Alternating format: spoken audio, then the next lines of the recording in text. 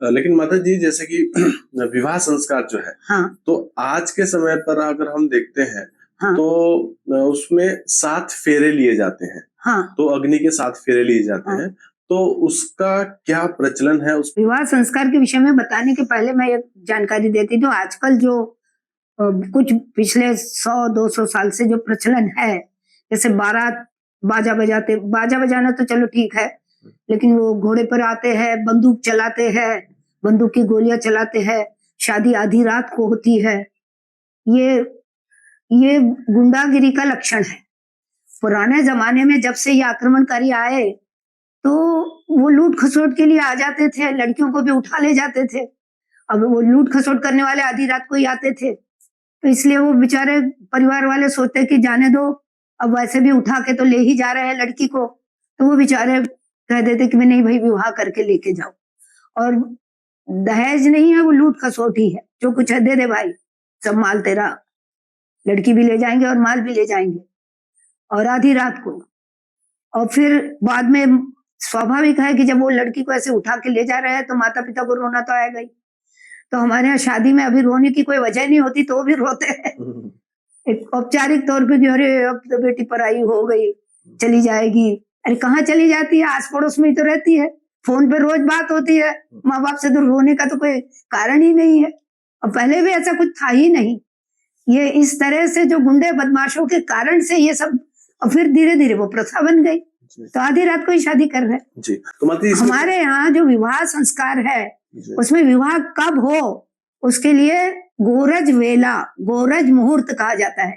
गोरज मुहूर्त यानी गाय जब प्रस्थान करती है चरने के लिए या लौट के आती है अपने उसमें तबेले में, शाम का टाइम होता है, वो जो उनके चलने से, गायों के चलने से जो धूल उड़ती है उसको गोरज वेला कहते हैं। रज यानी धूल, गोरज यानी गायों के चलने से उड़ने वाली धूल, वो जब उड़ती हो वो मुहूर्त माना जाता है। यानी आधी रात को नहीं होती है शादी, ये तो फालतू का रिवाज है, इसको छोड़ देना चाहिए।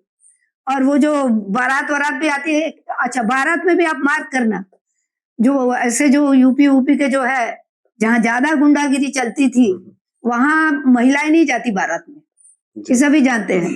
सही है जी। क्यों नहीं जाती भाई, क्या दिक्कत है?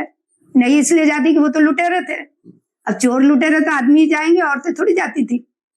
तो ये इसको अब बदलना चाहिए लोगों को। ये सब खेल तमाशे है, कोई दम नहीं है इनमें, बिल्कुल फालतू चीजें है। जो असली रिचुअल है, जो विधि है, वो इतनी शानदार है कि जो भी इस विधि से करेगा और इसको समझ के करेगा, उसका दाम्पत्य जीवन कभी दुखी नहीं हो सकता है। हमने अब तक असंख्य लोगों की शादियां लगाई है, क्योंकि हम लोग तो सारे संस्कार कराते ही, कर्मकांड भी कराते हैं, तो वो एक भी विवाह हमारा विफल नहीं गया, सब आनंद से जी रहे हैं।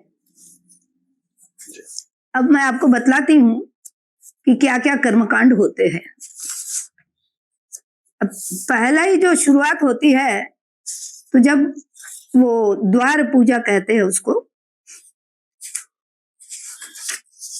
तो वो द्वार पूजा में जब वो वर आता है दरवाजे पे, तो उसका सत्कार किया जाता है, उसको सम्मान दिया जाता है। अब वर किसको कहते हैं? जो वरेण्य है, जो ग्रहण करने के लायक है, कि माता पिता ये जान रहे हैं कि ये जो व्यक्ति है, ये हमारी बेटी की जिम्मेदारी अच्छे से निर्वाह करेगा, ये योग्य है, लायक है उसके लिए, इसलिए वर कहा जाता है उसको। तो जो वरेण्य है वो वर। तो फिर अब जब जो ऐसा व्यक्ति है, तो उसका तो प्रेम से स्वागत ही करेंगे, तो फिर उसका स्वागत किया जाता है। और स्वागत में जो समय की जो परंपरा रही होगी, तो कुछ खाने पीने का सामान देते हैं, और उसमें खास तौर से जो दिया जाता है वो मधुपर्क, उसको यानी बहुत ही पवित्र जो भी चीज दी जाती है वो मधुपर्क उसको कहते हैं। तो मधुपर्क में दूध, दही, घी, शक्कर, शहद, ये सब मिला के और वो उसको दिया जाता है पीने के लिए। उसको पंचामृत भी बोलते हैं। हाँ, पंचामृत भी कह सकते हैं ना। सात्विक पवित्र चीज दी जाती है जी। अंडे मछली नहीं खिलाते दारू नहीं पिलाते। वहां तो शादी लगती है तो शराब की बोतलें हाँ, खुलती है। अभी आज के इन्हें समय पे तो मतलब बोलते हैं कि कितने सड़ गल चुके हैं ये लोग। लड़के की शादी है तो शराब के पैसा भी बिना तो उड़ाते हैं, चलेगा ही नहीं। पैसा भी उड़ाते हैं हाँ, और शराबें हाँ, नोटें उड़ाते हैं, घुमाते हैं, बंदूकें चलाते हैं। हाँ, हाँ, इन्हें सिवा गुंडागिरी के और कुछ नहीं है। हाँ।